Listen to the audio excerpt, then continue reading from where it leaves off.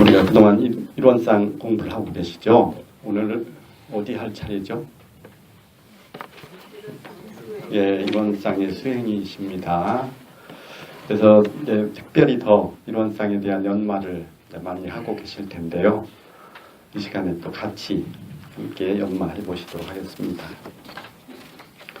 일원상의 수행은 거기 이제 그림으로 보여드렸듯이 우리가 일원상의 진리를 토양이라고 한다면 거기에 뿌리를 내리는 게 바로 우리 일원상의 신앙이고, 그리고 일원상의 수행은 뿌리로부터 줄기, 잎, 열매가 있어야 풍성하게 열려서 우리에게 큰 불과를 얻도록 해주신 것이 이제 바로 일원상의 수행이다 이렇게 생각을 합니다. 그래서 일원상의 수행은 그 원문 그대로 하자면 일원상의 진리를 신앙하는 동시에 수행의 표본을 삼아서 일원상과 같이 원만 구족하고 지공무사한 각자의 마음을 알자는 것이며, 또는 일원상과 같이 원만 구족하고 지공무사한 각자의 마음을 사용하자는 것이며, 또는 일원상과 같이 원만 구족하고 지공무사한 각자의 마음을 사용하자는 것이 곧 일원상의 수행입니다. 양성하자, 사용하자. 그래서 한 가지 이 의문이 생겨요. 저는 이걸 딱 보면서 그 원만 구족하고 지공무사한 각자의 마음이라고 하셨는데, 정말 내 마음이 원만 구족하고 지공무사한가? 어때요? 각자 자기 마음이 원만 구족하고 지공무사하던가요? 늘? 정말 내 마음이 늘 지공무사하던가요? 그렇지 않습니다. 그러면 이게 말이 안 맞는데 말씀이 왜 네 마음이 원만 구족하고 지공무사한 줄 알라고 하셨을까? 이게 막 무사했다, 원만 구족하고 지공무사했다 안 했다 그러는가요? 그래서 저는 공부하면서 이게 늘 의문이었습니다. 왜냐하면 이것이 원불교 수행에 있어서 가장 첫째 관문이잖아요. 수행하는 데 있어서 가장 큰 중요한 수행의 원리인데, 이것이 납득이 안 되고 이해가 안 되면 우리가 사실은 수행의 첫 걸음도 뗄 수가 없는 겁니다. 그래서 이게 우리가 앞으로 수행을 하면 앞으로 원만 구족하고 지공무사한 마음을 가지게 될 것이다. 이렇게 했으면은 쉽게 납득이 될 텐데, 지금 너희 마음이 원만 구족하고 지공무사한 마음인 줄 알아라. 이미 그렇다는 거잖아요. 이미 현재 완료, 진행형. 이 마음이 그렇다. 어때요? 그런데 저는 제 마음을 살펴보면요, 그냥 어떻게 보면 굉장히 변덕스럽고, 화장실 들어갈 때 다르고 나올 때 다르고 마음이. 그래서 보면 내 마음을 잘 모르겠어요. 금방 기분이 좋았다가 우울했다가, 내 마음이 어떨 때는 막 좁아 터져서 스스로 생각해도 참 답답을 느낄 때가 많은데, 도대체 뭐가 원만 구족하다는 것인가? 뭐가 원만 지공무사하다는 것인가? 지공무사하다 그러면 이제 지극히 공변되어 사사로움이 없다 그러잖아요. 정말 지공무사하면 말하자면 상대심이 끊어진 모습이거든요. 내가 정말 늘 그렇게 상대심이 없는 그런 마음이 나오는가? 말하자면 상대심이 뭡니까? 비교하는 마음이죠. 비교하고 질투하는 마음, 그 부글부글해서 그 마음이 요란해지는 경우는 없나요? 저는 제가 마음 공부를 해보니까 저는 한 달에 한 번 정도는 마음이 이렇게 요란해지는 것 같아요. 예? 공부가 이게 제법 된 건가요, 그러면? 한 달에 한 번 정도는? 근데 저는 한 번 요란해지면 그게 한 달씩 하더라고요. 그러면 이게 도대체 내 마음이 어떻게 이게 원만 구족하고 지공무사한 것인가? 이 대목에서 대종신타님께서 너무 뻥치신 거 아닌가? 신제품 팔기 위해서 과장 광고 하잖아요. 그러면 이제 대종사님께서 설마 그러시지 않으셨다면 우리가 원만구족 지공무사한 의미를 다시 한번 새겨봐야 되지 않을까 이런 생각을 합니다. 우리가 이론상 수행은 이제 무엇에 바탕한 무엇에 근거한 수행법이죠. 예, 다 알고 계십니다. 이론상은 진리에 바탕한. 이론상 진리장에는 그런데 원만구족 지공무사란 말씀이 나옵니까? 안 나옵니까? 안 나오죠. 우리는 일단 진리장에는 그런 말씀이 없어요. 그런데 갑자기 없는 말씀이 이론상 수행장에 이렇게 나왔습니다. 왜 갑자기 이런 말씀을 하셨나? 진공으로 채를 삼고 묘유로 용을 삼으라. 그렇게 말씀하셨으면 훨씬 더 이해가 빠를 것 같은데 무시선법에는 그렇게 표현하셨죠. 근데 왜 전혀 이렇게 다른 표현을 하셨을까? 이것도 한번 우리가 연마를 해봐야 됩니다. 그래서 제가 생각하기는 그래요. 우리 이론상의 진리에 갈마 있는 내재되어 있는 그 이론상 진리의 그 속성, 그 모습을 우리가 수행을 표본을 삼기 쉽도록 우리에게 다시 제시해 주신 것이 원만구족 지공무사라는 이런 표현이 아닌가. 한마디로 이론상의 진리의 속성을 더 잘 표현하고 드러내주기 위해서 이런 표현을 하신 것이 아닌가 싶습니다. 그래서 이론상의 진리가 원만구족하고 지공무사하다. 이 이론상과 같이 원만구족하고 지공무사한 그러셨잖아요. 원만구족하고 지공무사. 이게 조금 수긍이 가시나요? 그래서 이론상과 같이 원만구족하고 지공무사한 각자의 마음이라고 하셨는데 그러면 이론상의 진리와 내 마음과는 또 무슨 관계가 있을까? 어떤 관계가 있을까요? 본래 마음이 이론상 예. 본래 마음이 바로 이론상의 진리다. 그렇게 말씀하셨습니다. 말하자면 이론상의 진리와 내 마음이 본래 둘이 아니다. 그래서 이론상의 진리를 떠나서 내 마음이 있는 게 아니고 내 마음을 떠나서 이론상의 진리가 다로 있는 게 아니더라. 어제도 우리 교당에 등반 모임이 있었습니다. 등산 모임이 있었는데 어제는 제가 이제 부득이한 사정이 있어서 못 갔는데요. 그동안 쭉 제가 이제 등산을 하면서 어때요? 산에 오르다 보면은 숲이 다 펼쳐진 모습이 어떻든가요? 그 모습이 정말 원만구족한 모습이죠. 모습이 이렇게 느껴지던가요? 저는 이제 그런 생각을 합니다. 산에 갈 때마다 저 돌들이 다 둥글둥글하진 않죠. 계곡에 있는 돌들이 다 우리가 생각할 때 원만해 보이지는 않고 모난돌도 있고 온갖 모양이 다 다릅니다.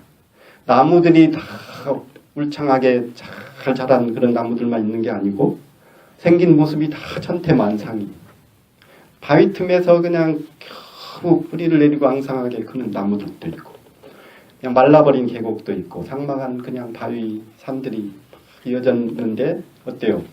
그대로 보면서 우리는 다 느끼고 계십니다. 바로 그대로가 선경이에요. 그냥 산속에 들어가면 그대로가 다 선경이 따로 없더라. 산 그대로가 여여한 그 천지의 모습. 그래서 산길을 걷다 보면 어때요?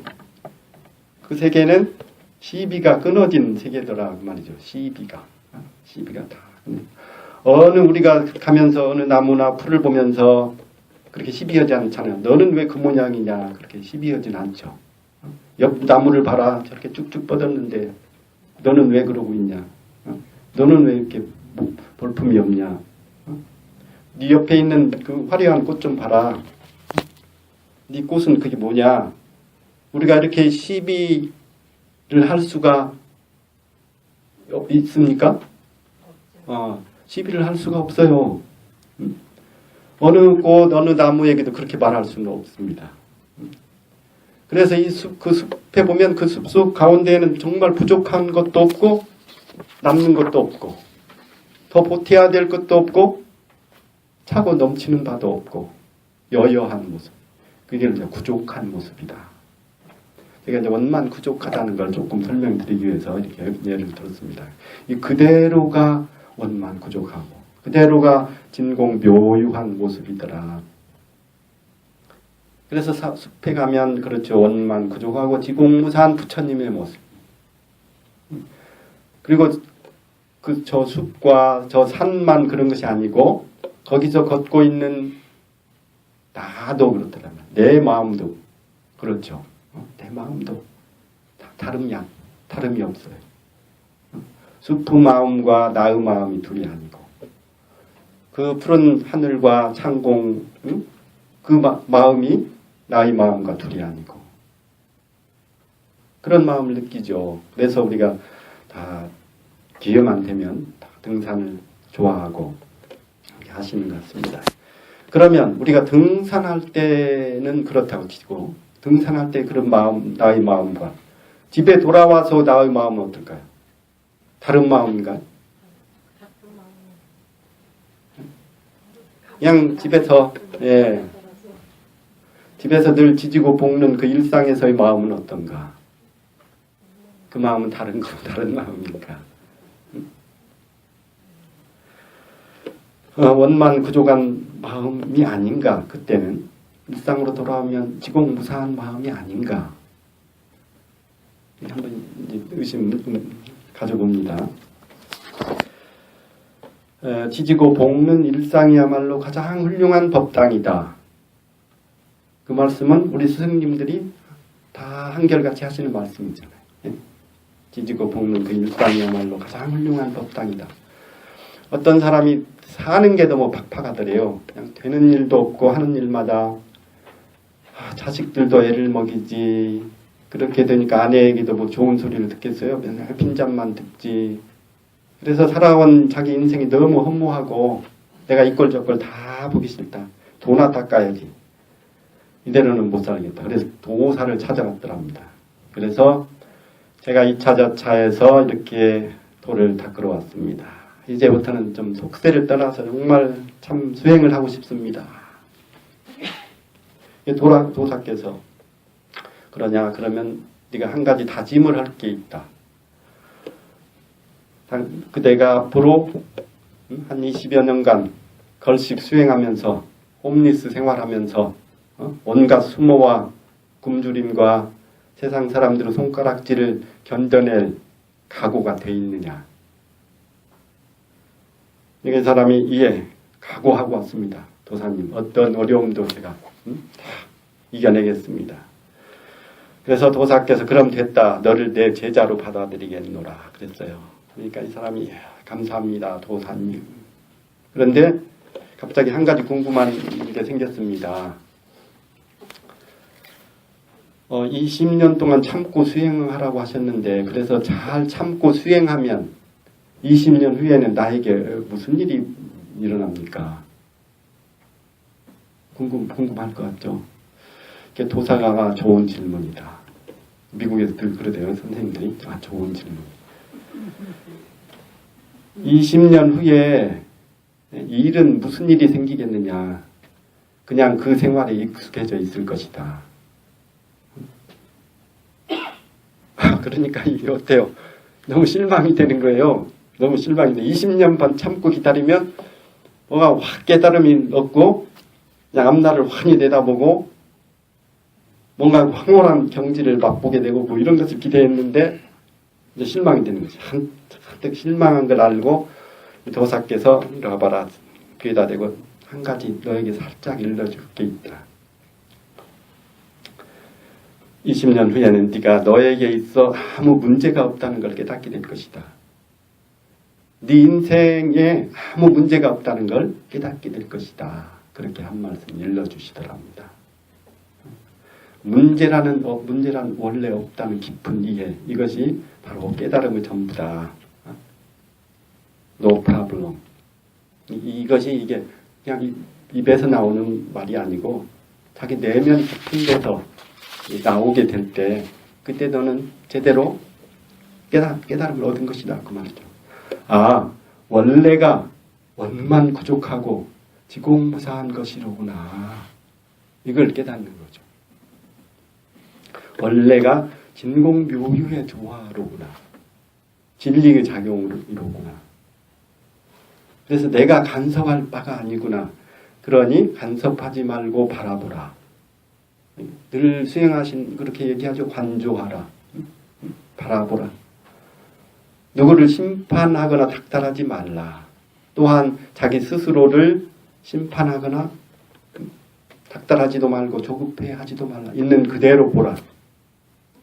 우리가 애인을 사귈 때 네가 네 애인을 조종하려고 컨트롤하려고 하지 마라.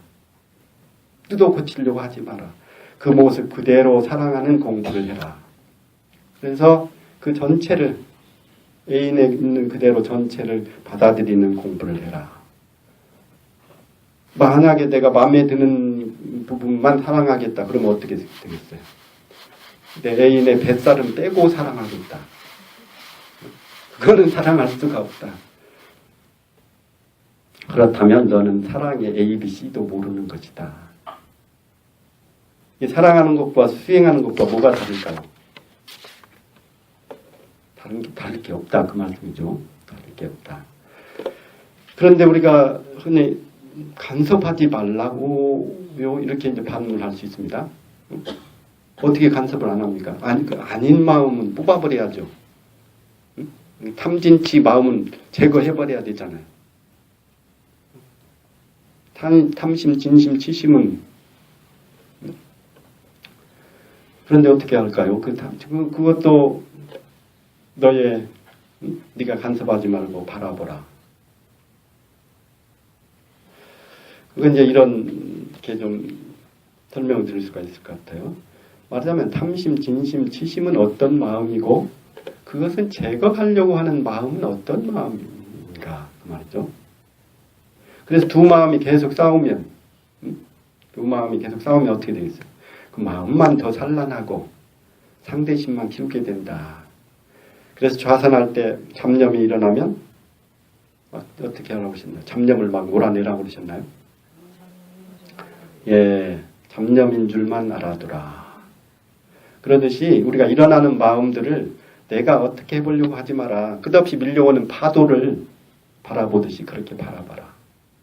파도를 막 진정시켜야 되겠다고 바다로 뛰어들면 어떻게 되겠어요? 저 태평양을 그냥 파도 없는 고요한 바다로 만들어야 돼.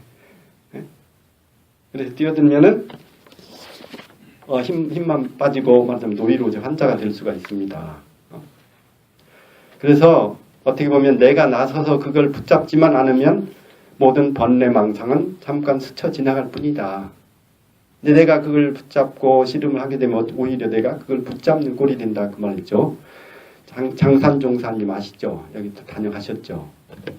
그분하고 이제 저 학생 때도 마음 공부를 지도해 주시면서 네가 간섭하려고 하지 마라. 네가 너를 심판하려고 하지 마라. 그런 말씀을 많이 해주셨어요.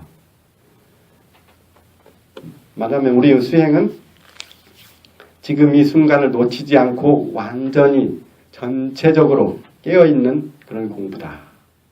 경계를 대할 때 어떤 상태가 되어야 된다는 그런 생각이나 전제를 가지고 자신을 괴롭히지 말라 그러시거든요. 그리고 이미 일어나고 있는 사실적인 나의 마음을 그대로 진리의 작용으로 알고 경험하고 신앙하라. 결국 있는 그대로의 나를 사랑할 수밖에 없는 그런 공부다. 그런 말씀을 받들었거든요. 그래서 우리가 등산하면서 숲속의 다양한 모습과 풍경과 그 기운과 이런 것들을 사랑하면서 내가 숲속에서 하나가 되었듯이 숲과 내가 하나가 되었듯이 이 나를 사랑하는 공부다 그 말이죠. 나의 여러 가지 다양한 모습들이 나오잖아요. 진리의 작용에 의해서 다양한 모습들이 나온다면 부족한 모습도 나오고 감추고 싶은 모습도 나오고 이런 모습도 다 하나로 품고 사랑하는 공부다. 그렇게 공부해라 그러셨습니다. 왜냐하면 내 마음이 곧 진리의 작용이다. 만유가 한 체성이요 만법이 한 근원이로다. 그러시고 생멸 없는 도와 인과 보응되는 이치가 서로 바탕했다. 이렇게 말씀하셨죠. 바로 이 생멸 없는 도와 인과 보응되는 이치가 내 마음을 통해서 나타나고 드러나고 작용하고 있다. 얼마나 소소영령하게 나타나고 있어요. 누가 조금만 다 싫은 소리 해도 금방 마음이 탁 작용을 하잖아요. 어떻게 보면 그래서 이 내 마음은 내 것이 아니다. 내 마음이 곧 우주와 한체성이라고 그랬죠. 한체성. 이 사사로운 사적인데 그치는 게 아니다. 바로 내가 그런 존재가 아니다. 이 천지와 더불어 한 몸인 존재죠. 한 몸. 그런 줄을 알아라. 그래서 이미 너는 이미 항상 원만구조하고 지공무사한 존재다. 말씀이에요. 원만구조하고 지공무사했다가 어느 때는 안 했다가 이렇다. 그런 말씀이 아니다. 그 말이죠. 원래가. 그러면 이제 그것으로 끝난 거 아닙니까? 왜 이미 원만구조하고 지공무사한데 또 무엇을 양성하라고 그러고 또 이미 그 마음을 늘 사용하고 있는데 또 사용하는 공부를 해야 된다는 의미가 뭘까? 또 의심이 되시죠? 양성한다는 것은 이미 그런데 또 뭘 어떻게 양성을 해야 되지? 그래서 양성한다는 것은 없는 걸 만들어낸다는 게 아니고 원만구조하고 지공무사한 나의 모습을 늘 새롭게 발견하는 것. 그 모습을 진공묘유한 그 마음을 늘 챙기는 공부가 바로 양성하는 공부가 아닌가 싶습니다.